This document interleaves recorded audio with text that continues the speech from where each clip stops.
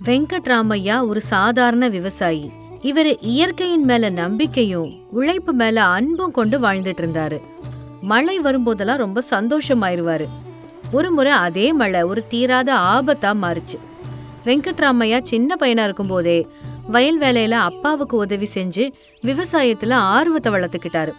அவர் வாலிப வயசுல இருக்கும்போதே தந்தை இறந்து போயிட குடும்ப பொறுப்பு மொத்தமும் அவர் மேல விழுந்துச்சு.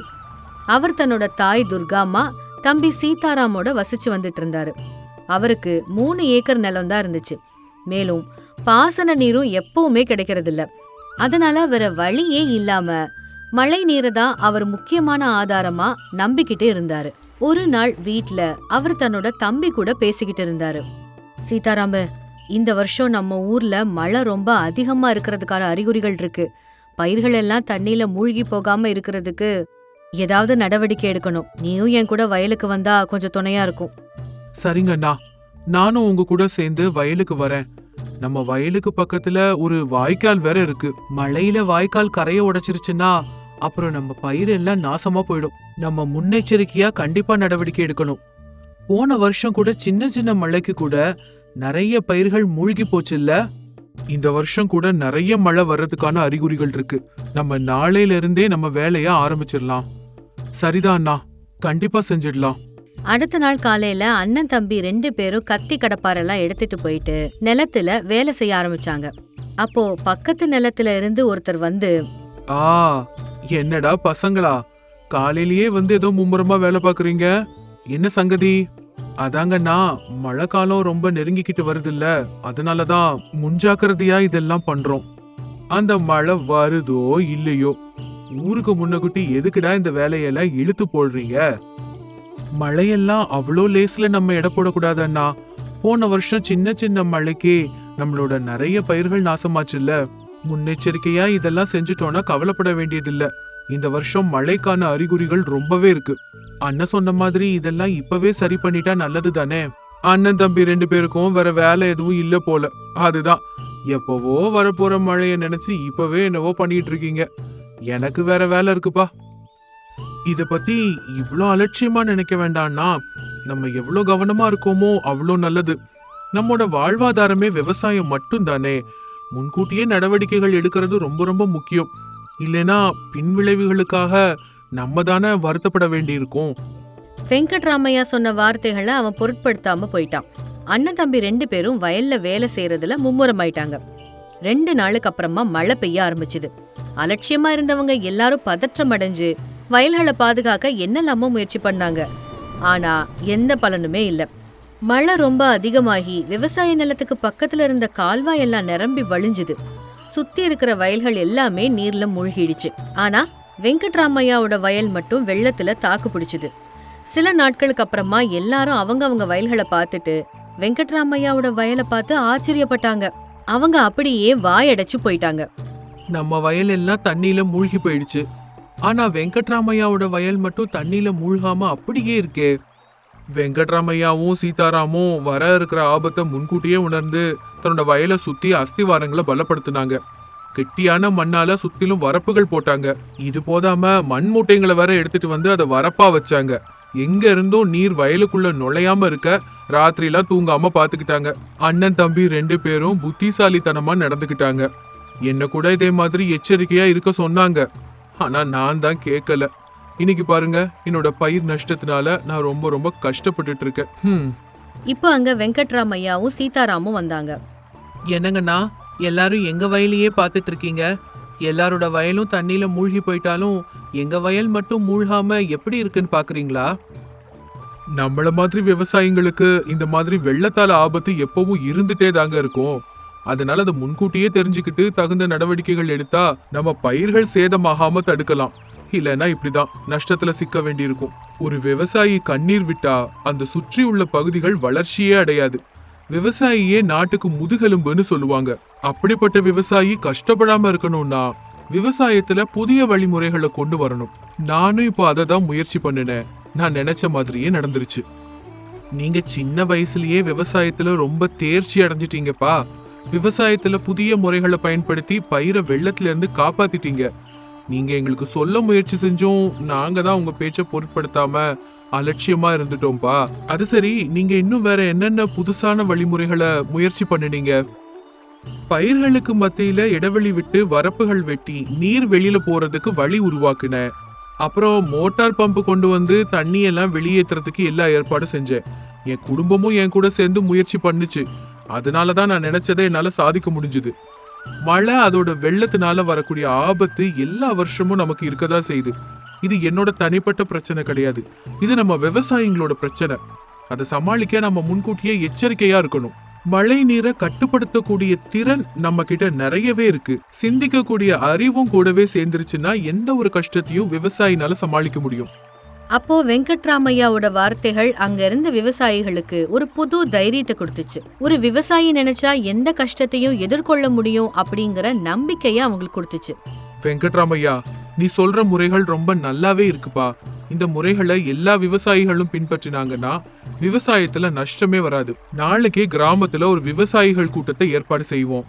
நீ அங்க வந்து என்ன செஞ்சா நல்லா இருக்கும் அப்படிங்கறத எல்லாருக்கும் புரியுற மாதிரி சொல்லணும். எல்லாரும் சேர்ந்தா இந்த பிரச்சனைக்கு முழுமையான தீர்வு கிடைக்கும்னு நினைக்கிறேன். இதெல்லாம் சொல்லணுமாங்கன்னா நிச்சயமா நானும் என் தம்பி சீதாராமன் 2 பேருமே வருவோம். நம்ம விவசாய சகோதரர்கள் பிரச்சனைக்கு தீர்வு காண புதிய வழிமுறைகளை எப்படி பயன்படுத்தணும்னு எல்லாருக்கும் நாங்க தெரியப்படுத்துறோம். இனிமே அதிக மழை வறட்சி காரணமா நஷ்டம் ஏற்படாம தடுக்க என்னென்ன நடவடிக்கைகள் எடுக்கணுங்கிறத பத்தியும் நம்ம பேசலாம். நாம எல்லாரும் சேர்ந்தே செயல்படலாம். அன்னைக்கே கிராம பெரியவர்கள் எல்லாருமா சேர்ந்து சுத்தி இருக்கிற ஊர்ல இருக்கிற விவசாயிகளுக்கெல்லாம் இந்த விஷயத்தை தெரியப்படுத்தி மறுநாள் விவசாயிகள் கூட்டத்திற்கு வர மாதிரி தண்டோரா போட்டாங்க. நினைச்சபடியே சுத்தி இருக்கிற பகுதிகள்ல இருந்து விவசாயிகள் எல்லாருமே அந்த கூட்டத்துக்கு வந்தாங்க. நம்ம எல்லாருக்குமே தெரிஞ்ச விஷயம்தான். போன முறை வந்த வெள்ளத்துல எல்லாரோட பயிர்களும் நாசமா போயிடுச்சு. ஆனா விவசாயத்துல புதிய முறைகளை பயன்படுத்தி வெங்கட்ராமையாவும் அவரோட சகோதரர் சீதாராமும் தங்களோட பயிர்களை காப்பாத்திக்கிட்டாங்க. அவங்க முன்னாடியே நமக்கு சொன்னாங்க. ஆனா நம்ம தான் அவங்க பேச்ச பொருட்படுத்தாம அலட்சியமா இருந்துட்டோம். இன்னைக்கு நாம கஷ்டப்படுறோம். ஆனா இனிமே இந்த மாதிரி பிரச்சனை மறுபடியும் வராம இருக்க சில முன்னெச்சரிக்கை நடவடிக்கைகள் எடுக்கணும். அத பத்தி வெங்கட்ராமையாவே நமக்கு சில ஆலோசனைகளை சொல்லுவார். இப்போ அதை கவனமா கேட்டு நம்ம எல்லாருக்கும் அது பயன்படணுங்கிறது என்னோட நோக்கம். இங்க இருக்கிற பெரியவங்க எல்லாத்துக்கும் நான் சொல்றது ஒண்ணுதாங்க. விவசாயினா வெறுமன நிலத்துல வேலை செய்யறவன் மட்டும் கிடையாது. அவங்க எதிர்காலத்துக்கு அடித்தளம் போடுறவங்க. வர்ற கஷ்டங்களை எதிர்த்து போராடணும்னா கடமை உணர்வு, சுறுசுறுப்பு, முன் யோசனை எல்லாமே தேவைதான். நாம எல்லாரும் கொஞ்சம் யோசனையோட சரியான வழியை தேர்ந்தெடுத்தா விவசாயத்துறை நல்லாவே வளர்ச்சி அடையும். தொழில்நுட்பம், கவனம், நேர மேலாண்மை இந்த 3மே இருந்தா விவசாயியோட பிழைப்புக்கு பயமே இல்லை. இது வெறும் பயிர் பாதுகாப்புக்காக மட்டும் இல்ல, நம்ம உழைப்பு மேல நமக்கு இருக்கிற நம்பிக்கை. எந்த கஷ்டம் வந்தாலும் முன்கூட்டியே யோசனை பண்றது, விடாம முயற்சி பண்ணிக்கிட்டே இருக்கிறது, இந்த 2ம் ரொம்ப ரொம்ப முக்கியங்க. இதுதான் நம்ம விவசாயத்தை ஒரு வளர்ச்சி பாதைக்கு கொண்டு போகும். இதுதான் எனக்கு தெரிஞ்சது, நான் சொல்றேன். எந்தெந்த வழிகளை தேர்ந்தெடுத்தா விவசாயத்தை இப்படி பெரிய மழையிலேருந்து காப்பாற்ற முடியும்னு கொஞ்சம் சொல்லுங்களேன். நமக்கு விவசாயம் செய்ய முக்கியமா தேவைப்படுறது தண்ணி தான். அது நமக்கு மழை மூலமா தான் கிடைக்குது. ஒவ்வொரு வருஷமும் அதிகமா மழை, ஒவ்வொரு வருஷமும் வறட்சியும் வந்துகிட்டே தான் இருக்கு. மழை இல்லாத போது நீர் இல்லாம பயிர்கள் சரியா விளையாம கஷ்டப்படுறோம். மழை அதிகமா இருந்த போது விளைஞ்ச பயிர் எல்லாம் தண்ணியில மூழ்கி போகுது. இனிமே அப்படி நடக்காம இருக்கணும்னா மழை நீரை சேமிக்கணும். அதுக்கான வழியை தேர்ந்தெடுக்கணும். நிலத்துல விழுற ஒவ்வொரு துளியும் சேமிச்சு வைக்கணும். நீர் இல்லாத நேரத்துல அதை பயன்படுத்தணும். நம்ம விவசாய நிலங்களுக்கு பக்கத்திலேயே நீர் சேமிக்கிறதுக்கு குளங்களை அமைக்கணும். மழைனால நமக்கு கிடைக்கிற அதிகப்படியான தண்ணிய குளங்களுக்கு திருப்பி விட்டு நமக்கு தேவை இருக்கும் போது பயிர் நிலங்களுக்கு கிடைக்கிற மாதிரி செய்யணும். அது மட்டும் இல்லாம அதிக மழை காரணமா நம்ம வயல் வரப்புகள் உடைஞ்சு போகாம இருக்க பனைமரத்தை வச்சு வரப்புகள் அமைக்கிறது நல்லது. தேவையில்லாத இடங்கள்ல வரப்புகளுக்கு இடையே நீர் வெளியேற மாதிரி சின்ன சின்ன கால்வாய்களை அமைக்கிறதும் நல்லது. இப்படி செஞ்சா வயல் உள்ள அதிகமா நீர் இல்லாம அது எல்லாம் வெளியில போயிடும். இந்த வழிமுறைகள்லாம் நான் ஒன்னும் புதுசா கண்டுபிடிச்சது இல்லைங்க. நம்ம தாத்தா முப்பாட்டன் காலத்துல இருந்தே இதெல்லாம் விவசாயத்துல பண்ணிக்கிட்டு தான் இருக்காங்க. இந்த அறிவை நம்மளும் கொஞ்சம் வளர்த்துக்கணும்னு சொல்றேன். விளைஞ்ச பயிர்களுக்கு சரியான விலை கிடைக்காம கஷ்டப்படுறோமே, அதுக்கு கூட ஏதாவது யோசனை சொல்ல முடியுமா? நிச்சயமா இருக்குங்கன்னா, நம்ம விளைவிக்கிற தானியத்துக்கு சில சமயங்கள்ல சரியான விலை கிடைக்காம குறைஞ்ச விலைக்கு விற்க வேண்டியிருக்கு. அந்த மாதிரி நேரத்துல நாம நம்ம ஊர்லயே சேமிப்பு கிடங்கு மாதிரி ஒன்ன நம்ம செஞ்சுக்கணும். விலை குறைவா இருக்கும்போது தானியத்தை அந்த கிடங்குகள்ல பாதுகாத்து வச்சுக்கணும். விலை கூடினதுக்கு அப்புறம் வித்துக்கலாம். ஆனா இதுக்கு எல்லாரும் அவங்க அவங்களுக்கு முடிஞ்ச உதவியை செய்யணும். ஏன்னா கிடங்கு அமைக்கிறதுங்கிறது ஒருத்தனால செய்ய முடியாது. எல்லாரோட ஒத்துழைப்பு வேணும். எல்லாரும் முழு மனசோட சேர்ந்து இதை பண்ணுனா கண்டிப்பா இந்த மாதிரி விஷயங்கள் எல்லாம் செய்ய முடியும். மனுஷனுக்கு மனுஷன் உதவி செஞ்சுக்கிறது தான் ரொம்ப நல்லது. வெங்கட்ராமையாவோட வார்த்தைகள் அங்க வந்திருந்த விவசாயிங்களுக்கு மத்தியில புது உற்சாகத்தை கொடுத்தது. அங்க வந்தவங்க வெங்கட்ராமையாவை பாராட்டினாங்க. அன்னையில இருந்து விவசாயிகள் எல்லாரும் ஒத்துமையா புதிய முறைகளை பயன்படுத்தி விவசாயம் செய்ய ஆரம்பிச்சாங்க. கிராமங்கள்ல இருக்கிற கிராம பெரியவர்கள் எல்லாரும் கிடங்குகள் அமைக்கிறதுக்காக ஏற்பாடுகளை செய்ய ஆரம்பிச்சாங்க. அதே மாதிரி மழை நீரை சேமிக்க சின்ன கால்வாய்கள், குளங்கள் அப்படின்னு தோன்ற பணியையும் தொடங்குனாங்க. அடுத்த வருஷம் வெங்கட்ராமையாவோட சேர்ந்து சுத்தி இருக்கிற பகுதிகளில் விவசாயிகள் எல்லாரும் அதிக லாபம் ஈட்டுற பாதையில போனாங்க. எல்லாரும் வெங்கட்ராமையாவை இப்போ ஒரு சிறந்த விவசாயி அப்படின்னு மனசார பாராட்டினாங்க. மத்திலப்பாளையம்ங்கிற ஊர்ல சந்திரையா பொன்னம்மான்னு ஒரு தம்பதிகள் இருந்தாங்க. சந்திரையா நேர்மையா வாழ்ற ஒரு விவசாயி. கிருஷ்ணய்யா சந்திரையாவோட ஒரே பையன். அவனுக்கு சீத்தம்மாங்கிற பொண்ணோட கல்யாணம் நிச்சயமா இருந்துச்சு. ஒரு நாள் பொன்னம்மா சந்திரையா கிட்ட, ஏங்க உங்ககிட்ட ஒரு விஷயம் கேட்கணும். என்னதுமா அது? என்ன விஷயம்? அது ஒன்றும் இல்லைங்க, கொஞ்ச நாளா ஊருக்குள்ள நம்ம பையனை பத்தி என்னென்னவோ பேசிக்கிறாங்க. அவன்கிட்ட போய் கேட்டா எதுவும் சொல்ல மாட்டேங்கிறான். உங்களுக்கு ஏதாவது தெரியுமா? நிஜமா என்னதான் நடந்துச்சு? அதுதான் எனக்கும் ஒன்னும் புரியலம்மா. அவன்கிட்ட நானும் கேட்டு பார்த்தேன். ஆனா அவன் என்கிட்டயும் எதுவும் சொல்ல மாட்டேங்கிறான். ஐயோ, பதட்டப்படாம முதல்ல என்ன நடந்துச்சுன்னு சொல்லுங்க. அந்த வெங்கையா அவன் வயல் பக்கத்துல ஏதோ ஒரு பெட்டிய வச்சானா. அந்த பெட்டியை இப்போ காணுமா. சரி, இதுல நம்ம கிருஷ்ணய்யாவோட பேரு எப்படி வந்துச்சு? அன்னைக்கு கிருஷ்ணய்யா அங்க தென்பட்டானா. எனக்கே ஒன்னும் புரியல. ஆனா நான் யாரோட பேச்சையும் நம்புறதா இல்ல. யாரு தப்பு பண்ணாங்களோ அதுக்கான பொறுப்பையும் அவங்க தான் எடுத்துக்கணும். சரி, என்ன ஆகுதோ பார்க்கலாம், இப்படி பொன்னம்மா சொன்னா. அதுக்கப்புறம் சந்திரையா வெளியில கிளம்பி போனாரு. அங்க ஒரு குளத்து கிட்டக்க கிராம மக்கள் எல்லாரும் சேர்ந்து இத பத்தி தான் பேசிட்டு இருந்தாங்க. அப்போ சந்திரையா அங்க வந்தாரு. நம்ம சந்திரையாவோட பையன் அங்கதான் இருந்தானாமே. அவன் மேலதான் எல்லாருக்கும் சந்தேகமா இருக்கான். ஓஹோ, அதோ சந்திரையாவே வந்துட்டாரு. அவரையே கேட்டுடுவோம்.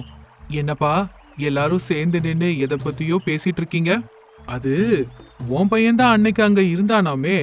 அத பத்தி தான் நாங்க பேசிட்டு இருக்கோம். உண்மைதான் நரசியா. ஆனா உண்மை என்னன்னு நம்ம வெளியில கொண்டு வரணும். என் பையன் செஞ்சானோ இல்ல செய்யலையோ, யாரு தப்பு செஞ்சிருந்தாலும் அவங்களே தான் அதை எதிர்கொள்ளணும். நீ பேசினதுக்கு அப்புறம் வேற யாராலையும் பேச முடியாது சந்திரையா. உன்னோட நேர்மை என்னன்னு எங்களுக்கு எல்லாம் தெரியும். ஆனா கிருஷ்ணய்யா இதை செஞ்சானா இல்லையான்னு நம்ம சரி வர விசாரிக்கணும்பா. உண்மைதான். உண்மை என்னன்னு நம்ம தெரியற வரைக்கும் நம்மளா ஒரு முடிவுக்கு வரக்கூடாது. இப்படி அவர் வீட்டுக்கு வந்தாரு. கிருஷ்ணய்யா கிட்ட உண்மையான விஷயம் என்னன்னு விசாரிக்கணும்னு நினைச்சாரு. பொன்னம்மா, பொன்னம்மா, ஏ பொன்னம்மா. ஆ, வந்துட்டு இருக்கேங்க. பொன்னம்மா, கிருஷ்ணய்யா வீட்ல இருக்கானா? ஆ, இருக்காங்க. இப்போ என்ன ஆயிடுச்சு? எதுக்காக இவ்ளோ கோவமா இருக்கீங்க? முதல்ல அவனை வெளியில வர சொல்லு அப்படின்னு சந்திரையா சொன்னதும் பொன்னம்மா கிருஷ்ணய்யாவை கூப்பிட்டா. கிருஷ்ணய்யா, உண்மையை சொல்லுடா. அன்னைக்கு அந்த வயல் கிட்டக்க நீ இருந்தியாடா? ஆமாப்பா, உண்மைதான். நான் அங்க இருந்தேன். ஆனா நான் எதையும் எடுக்கலப்பா. நான் அங்க இருந்தது வெறும் தண்ணிக்காக தான். அங்க வேற யாரோ 2 பேரை நான் பார்த்தேன். அவங்க யாருன்னு எனக்கு தெரியாது. நிஜமாவா? ஒரு வார்த்தை நீ தப்பா பேசினாலும் உன்னோட வாழ்க்கையை நீயே நாசம் பண்ணிக்கிட்டதுக்கு சமம். நம்ம பண்ற தப்புக்கு நம்ம தான் பொறுப்பு. அது உண்மைதான்ப்பா. ஆனா நான் எந்த தப்புமே பண்ணல. சரிப்பா, காலமே எல்லா முடிவையும் எடுக்கட்டும். நீ எந்த தப்பும் பண்ணலன்னா அது எனக்கும் ரொம்ப ரொம்ப சந்தோஷம். இப்படி சொன்னாரு. நாட்கள் கடந்து போச்சு. ஆனா உண்மையான திருடன் யாருன்னு மட்டும் தெரியல. இந்த விஷயம் சம்பந்தி வீட்டுக்காரங்களுக்கு தெரிஞ்சு அவங்க வீட்டுக்கு வந்தாங்க. சந்திரையா, என்னையா இதெல்லாம்? நீங்க ஏதோ கௌரவமான குடும்பம் நினைச்சு உங்ககிட்ட சம்பந்தம் வச்சுக்கிட்டோம். என்னாச்சுங்க? இப்ப என்ன நடந்துச்சு? எல்லாமே தெரிஞ்சிருந்தும் எதுவுமே தெரியாத மாதிரி ஏன் கேக்குறீங்க? அதான் உங்க பையனை பத்தி ஊர்ல எல்லாரும் பல விதமா பேசிட்டு இருக்காங்களே. உண்மையான விஷயம் என்னன்னு தெரியாம நம்மளா நம்ம இஷ்டத்துக்கு ஒரு முடிவுக்கு வரக்கூடாதுங்களே. அது சரி, கல்யாணத்துக்கு முன்னாடியே இந்த மாதிரி பேச்சுக்கள்லாம் வந்தா இந்த குடும்பத்துக்கு எப்படிங்க எங்க பொண்ணை கட்டி கொடுக்கறது? அண்ணா, எங்களுக்கு கொஞ்சம் அவகாசம் கொடுங்களேன். உண்மையான விஷயம் என்னன்னு கண்டிப்பா தெரிஞ்சுக்கிறோம். சரி சரி, ஆனா உங்க பையன் தான் தப்பு செஞ்சான்னு முடிவாயிடுச்சுன்னா இந்த கல்யாணத்தை ரத்து பண்றதுக்கு கூட நாங்க தயங்க மாட்டோம். இப்படி சொல்லிட்டு அங்கிருந்து போயிடுறாங்க. இதுக்கப்புறம் சந்திரையாவும் பொன்னம்மாவும் ரொம்ப ரொம்ப வருத்தப்பட்டாங்க. அவங்க கிளம்பி போனதுக்கு அப்புறமா, என்னங்க, நம்ம பையனோட வாழ்க்கை இப்படி ஆயிடுச்சு. நீ எதுவும் கவலைப்படாத பொன்னம்மா, காலமே எல்லாத்துக்குமான பதிலையும் சொல்லும். அது இல்லைங்க, கல்யாணம் மேடை வரைக்கும் வந்து கல்யாணம் நின்று போனா 4 பேர் என்ன நினைப்பாங்க? நீங்களே கொஞ்சம் யோசிச்சு பாருங்க. நிறைய சமயம் அதுக்கு இருக்குமா, அதுக்குள்ள உண்மையிலேயே நடந்தது என்னன்னு நம்ம கண்டுபிடிக்கலாம். அப்படி அவளுக்கு சமாதானம் சொன்னாரு. அப்படி 2 நாட்கள் கழிச்சு கிராம சபை கூடியிருந்துச்சு. நரசையா, வெங்கையா, சந்திரையா இப்படி எல்லாருமே அங்க கூடியிருந்தாங்க. இப்ப சொல்லுங்க, இந்த தப்பை யாரு பண்ணீங்களோ அவங்க முன்னாடி வாங்க. நம்ம ஊரோட மானம் உங்க கையில தான் இருக்கு. ஆமாங்க, என் வீட்டு நிலைமை இப்போ சரியில்லை. அந்த பெட்டியை யார் எடுத்திருந்தாலும் உடனே சொல்லிருங்க, உங்களுக்கு புண்ணியமா போகும். அதுல வெங்கையா வீட்டம்மாவோட நகை நட்டெல்லாம் இருக்குதுங்க. அதை வச்சு அவருக்கு நிறைய வேலைகள் இருக்கு. சொல்லுங்க. ஊரெல்லாம் அப்படியே அமைதியா உட்கார்ந்து கேட்டுட்டு இருந்தாங்க. சந்திரையாவோட கண்ணுல கண்ணீர் வந்துச்சு. சந்திரையா, நீங்க இப்படி மௌனமாவே உட்கார்ந்துட்டு இருந்தா என்ன அர்த்தம்? ஏதோ ஒண்ணு நீங்க சொல்லணும். ஐயா நரசையா, நான் யாரோட பேச்சையும் கேட்டு தலகுனிறவன் கிடையாது. ஆனா உண்மை எனக்கு தெரியாததுனால பேசாம இருக்கேன். என் பையன் உண்மையிலே தப்பு பண்ணியிருந்தா அவனுக்கு முதல்ல தண்டனை கொடுக்கறது நான் தான். ஆனா நம்ம ஒழுங்கா விசாரணை பண்ணாம அவன் தான் குற்றவாளின்னு தீர்ப்பு சொல்றது சரியில்லைங்க. நீங்க இந்த மாதிரி சொல்றீங்க, ஆனா அன்னைக்கு கிருஷ்ணய்யனை அந்த இடத்துல பார்த்தாங்கங்கிறது உண்மைதானே? ஆமா, அவன் என்னோட பையன்தான். அவன் அங்க பார்த்ததா சொல்றாங்க. ஆனா உண்மை என்னங்கறத நம்ம தீர விசாரிச்சே ஆகணும். அவன் என் பையனாவே இருந்தாலும் அவன் தான் தப்பு பண்ணான்னா கண்டிப்பா நான் அவனை மன்னிக்க மாட்டேன். ஆனா அன்னைக்கு வேற யாரோ 2 பேரை அங்க பார்த்ததா அவன் சொல்றான். அது யாருன்னு விசாரிக்க வேண்டியது நம்ம வேலை. அப்படின்னா அன்னைக்கு அந்த வயல்வெளியா நடந்து போனவங்க யாரையாவது பார்த்த ஞாபகம் யாருக்காவது இங்க இருக்கா? அப்போ ஒரு சின்ன பையன் கையை தூக்கிட்டு முன்னாடி வந்தான். அப்பா, அன்னைக்கு நான் ஆடு மேய்ச்சிட்டு இருந்தேனா, அப்போ அந்த வயல்கிட்ட சலவை தொழிலாளி வெங்கட்டையா ஐயாவும் இன்னொரு பெரிய மனுஷரும் போறத நான் பார்த்தேன்பா. நெசவாளர் வெங்கட்டையாவா? அவர் எங்க இருக்காரு? அந்த வெங்கட்டையா சபையிலிருந்து எந்திரிச்சு மெதுவா முன்னாடி வந்தாரு. உண்மைதான், அன்னைக்கு என் சொந்தக்காரன் வீட்டுக்கு பக்கத்து ஊர் வரைக்கும் போயிருந்தேன். வயல்வெளியா போயிட்டு இருக்கும்போது ஒரு சின்ன பையன் மேல யாரோ கம்பு வீசுறத பார்த்தேன். ஒரு பெரிய மனுஷரும் வேகமா போறத பார்த்தேன். ஆனா முகத்தை ஸ்பஷ்டமா என்னால பார்க்க முடியல. கம்பு வீசுனாங்களா? யாரு மேல? அந்த பையன் பெட்டியை இழுத்துட்டு போகும்போது அந்த பெரியவர் வந்து அந்த பையன் மேல கம்பு வீசினாரு. அந்த பையனும் பெட்டியை போட்டுட்டு ஓடிட்டான். பெட்டிய போட்டுட்டு ஓடிட்டானா? அப்போ அது என்னோட பையனா ஒரு வேளை இருந்தா கண்டிப்பா இந்த திருட்டு பழி அவனை சேராது. உண்மைதான். அப்ப அந்த இன்னொரு ஆள் யாருன்னு நம்ம கண்டுபிடிச்சே ஆகணும். அந்த பையன் யாருன்னு நமக்கு தெரிஞ்சு போச்சு. அந்த இன்னொரு ஆளை தான் நம்ம வெளியில கொண்டு வரணும். வெங்கையா, நீ முன்னாடி சொன்னல அன்னைக்கு உன்னோட வீட்டு வேலைக்காரன் யாரோ ஏதோ சொன்னான்னு, அவன் இப்ப என்ன சொல்றான்? வெங்கையா கொஞ்சம் குழப்பமடைஞ்சு, அவன் அப்பவே ஊரை விட்டு போயிட்டேன்னு சொன்னான். ஆனா எனக்கு ஒருத்த மேலதான் சந்தேகமா இருக்கு. யாரது? பங்காரையா தான் என்னை ஏமாத்தி என் வீட்டுக்குள்ள நுழைஞ்சு என் வீட்டோட நிலைமை எல்லாத்தையும் அவன் தெரிஞ்சுக்கிட்டான். அதுக்கப்புறம் இந்த ஊர்லயே அவனை காணலன்னு எல்லாரும் பேசிக்கிட்டாங்க. பங்காரையா இப்போ எங்க இருப்பான்? கடை வீதியில ஒரு துணி கடைக்கு முன்னாடிதான் எப்பவும் உட்கார்ந்துருப்பான். ஆனா கொஞ்ச நாளாவே அவனை அங்க ஆளை காணும். அப்புறம் என்ன, அவன் தான் உண்மையான திருடன்னு தெரிஞ்சு போச்சு. இதுக்கப்புறம் பஞ்சாயத்து தீர்ப்பு எப்படி இருக்கும்னு சீக்கிரமா சொல்றேன். இப்போ நம்ம ஊரோட மானம் காப்பாத்தப்பட்டுருச்சு. என் பையனோட நியாயத்து மேல எனக்கு இப்ப கர்வமா இருக்கு. ஆனா இந்த அநியாயமான பழி சொல்லால என் குடும்பம் ரொம்ப ரொம்ப கஷ்டத்தை அனுபவிச்சிருச்சு. சந்திரையா, தயவு செஞ்சு வருத்தப்படாதீங்க. கிருஷ்ணய்யா மேல எங்களுக்கு சந்தேகம் இல்ல. ரொம்ப நன்றி நரசையா அவர்களே. ஆனா இந்த விஷயத்தை நீங்க முன்னாடியே தெரியப்படுத்தியிருந்தா நம்பிக்கையும் மரியாதையும் எங்க குடும்பத்துல மிச்சம் இருந்திருக்கும். உண்மைதான் ஐயா, சில சமயம் நம்ம கண்ணே நம்மளை ஏமாத்துறது இல்லையா? தப்பாயிடுச்சு, எங்களை மன்னிச்சிடுங்க. இப்போ பொன்னம்மா அந்த இடத்துக்கு வந்தா. பொன்னம்மா கண்ணுல கண்ணீரோட, ஏங்க, நம்ம பையனுக்கு இப்போ நியாயம் கிடைச்சிருச்சு. ஆனா அந்த பேரே அவனுக்கு நிலையாகிருமோன்னு எனக்கு பயமா இருக்கு. காலம் எல்லாத்தையுமே மாத்திடும் பொன்னம்மா, கவலைப்படாத. ஆனா அந்த பொண்ணு வீட்டுக்காரங்க நம்ம பையனை இப்போ நம்புவாங்களா? ஒரு தடவை நம்ம பேசி பார்க்கலாம், அந்த கடவுள் அவங்க மனச மாத்துறாரான்னு. இப்படி சம்மந்தி வீட்டுக்காரங்க கிட்ட பேசுறதுக்காக போனாங்க. அண்ணா, என் பையன் எந்த விதமான தப்பும் பண்ணலன்னு இப்ப பஞ்சாயத்துல முடிவாயிடுச்சு. சரி, அதனால? ஆனா இவ்ளோ நாளா ஊருக்குள்ள உங்க பையனை பத்தி விதவிதமா எல்லாரும் பேசுனாங்களே. சரிங்க, இப்ப நீங்க முடிவா என்னதான் சொல்றீங்கன்னு சொல்லுங்க. இந்த கல்யாணத்தை நாங்க ரத்து செய்யலான்னு யோசிச்சுட்டு இருக்கோம். அண்ணா, அவசரப்பட்டு முடிவு பண்ணாதீங்க. என் பையன் எந்த தப்புமே பண்ணல. ஆனா எங்களுக்கு நம்பிக்கை இல்லைங்க, நீங்க போயிட்டு வாங்க. இப்படி அவர் சொல்லவும் அவங்க 2 பேரும் வருத்தத்தோட அங்கிருந்து கிளம்ப போனாங்க. அப்போ சீதா அங்க வந்து, அத்தை, மாமா, கொஞ்சம் நில்லுங்க.